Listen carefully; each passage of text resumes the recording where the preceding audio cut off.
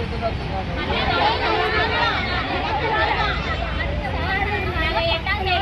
தேதி பண்ணோம் சார். அன்னைக்கு மறியல அன்னைக்கு நாங்கள் பண்ண அன்னைக்கு 10 நாள் டைம் கொடுக்குறோன்னு எல்லா பக்கமும் கேட்டாங்க. சரி நாங்களும் ஐயா பேசுறதுனால 10 நாள் டைம் கொடுத்து ஒத்துழைச்சிக்கோங்க. நாங்கள் 18ஆம் தேதி வரைக்கும் உங்களுக்கு டைம் தரோம். நீங்கள் 18ஆம் தேதி பண்ணலைன்னா நாங்கள் 19ஆம் தேதி நேற்று வருவோம்னு சொல்லிட்டு சார்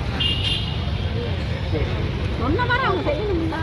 சரி, இப்போ வர சொல்றேன். அவங்க வந்துட்டு என்ன உத்தரவாதத்துக்கு என்ன நடவடிக்கை எடுத்திருக்காங்க, என்ன எதுன்னு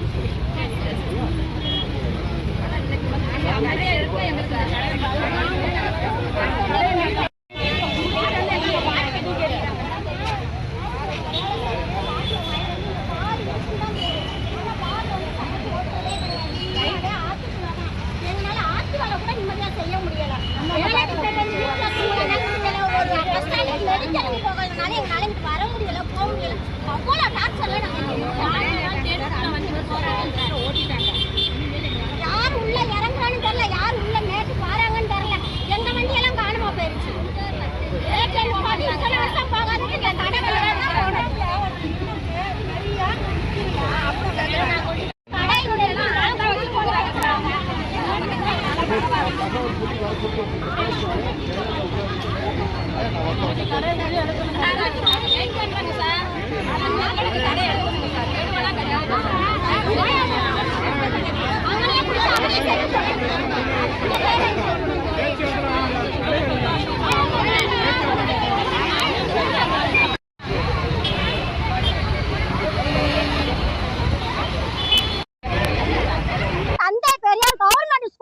படிக்குதுங்க.